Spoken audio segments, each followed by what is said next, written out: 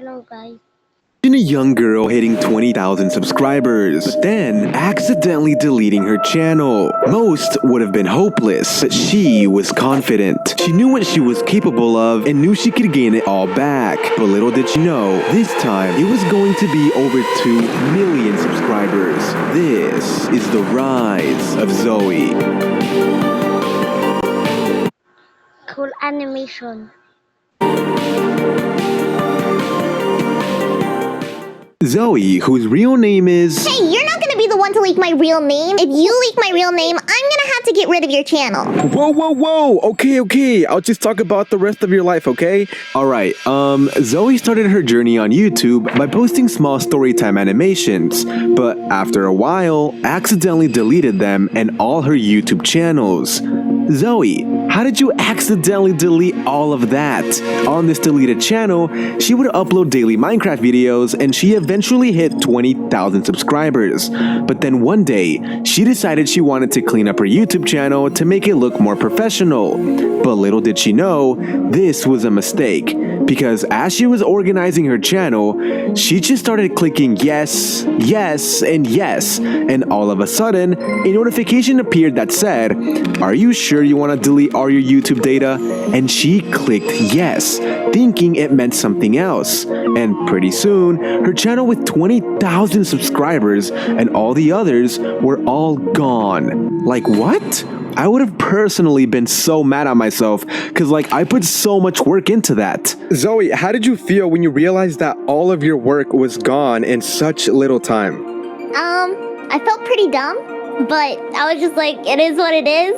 Luckily, I was able to redo it because, it's working out now, I guess.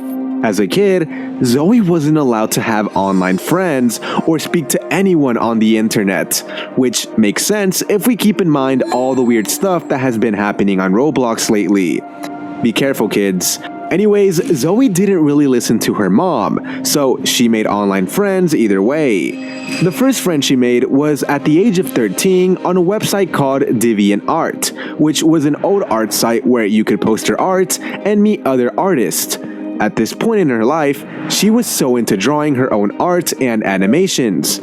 Sadly, in her hometown, she didn't have any friends that drew just like her because it was a pretty small town. I didn't want to just walk up to people and be like, hey, do you draw? Do you like drawing? How about drawing? Think about it. Look at my OCs. Look at them. Yeah, I didn't want to walk around like that. It would be pretty embarrassing. So, what do you do if you have no friends in your hometown who like your hobby and you really want to talk about it? Talk to people online. Yay! So yeah, she made friends online so she could talk to others about the one thing she loved, drawing. Zoe, your mom told you not to go online. I'm gonna tell her. You're cooked. Anyways, while she was on DeviantArt, she joined the small group of animation meme artists, and this is where she met her first online friend, Delilah. But remember, if her mom ever found out she had an online friend, she would have probably taken away her Wi-Fi and her computer. So she decided to be extra sneaky and talk through the Notes app, which was sort of like emailing. Sneaky, Zoe. Anyways, over time, Zoe wanted to meet her online friend in real life. And with strict parents, that was going to be really hard. She didn't even know Zoe had an online friend.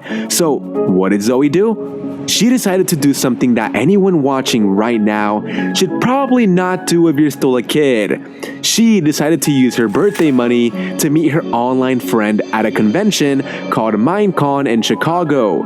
Someone who she had never seen in person, only online for the very first time. Here's the thing though, even after showing up, Zoe couldn't hang out with an online friend because if she did, her mom, who was there with her, would have found it suspicious and known she had been talking with them online. So all she was able to do was see them in person and give a little wave. But my mom didn't see it, which was good, because she would be probably really confused why I was waving to a bunch of strangers.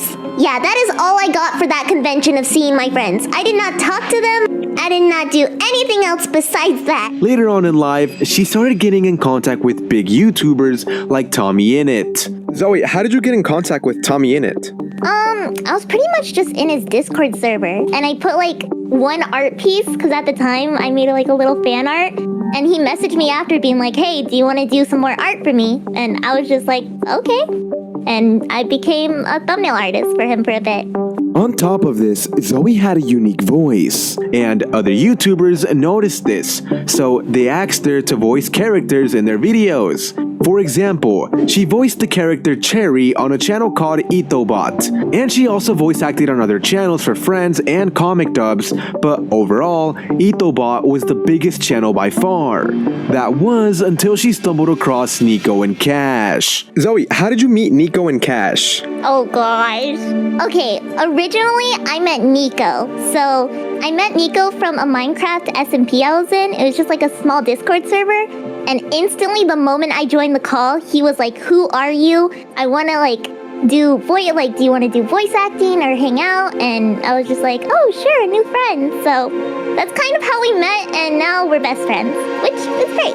Eventually, Zoe was going to meet with Cash and Nico at VidCon. It was her first time at VidCon, and she was pretty nervous since she had only hung out with them online and she would now be meeting them in person. She was worried they would think she was weird and wouldn't want to be friends with her anymore. But then, Cash and Nico finally appeared in front of her, and the first thing Zoe said was, "Y'all are short." Like, bruh, that's the first thing you said? Low-key, I wonder how tall Cash and Nico are. Anyways, they all got along really well, and she built a special connection with Nico and even moved nearby where he lives. It's crazy to think that Lily started in a small town, loved animations, broke a few house rules, and now she's one of the biggest female gaming YouTubers out there. I guess sometimes you just have to take that risk, otherwise you just never know what's possible. Till this day, she still records roleplay videos with Cash and Nico while also uploading on her own channels like her most popular one, Lily Gumdrop, the in real life channel called Lily, and animation channel called Lily Draws, and her other two channels as well. And a final fact about Lily is that she's obsessed with Labubus. And yeah, with that being said, I hope you guys all have an excellent day.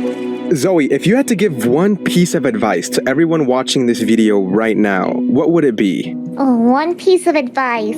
Okay, gosh, let me think. Definitely, if you're passionate on what you're creating and what you want to continue doing, I say keep on going. I have been passionate on doing YouTube since I was 10 years old, and I kept on going. I'm here now, so it worked out. Keep on doing it.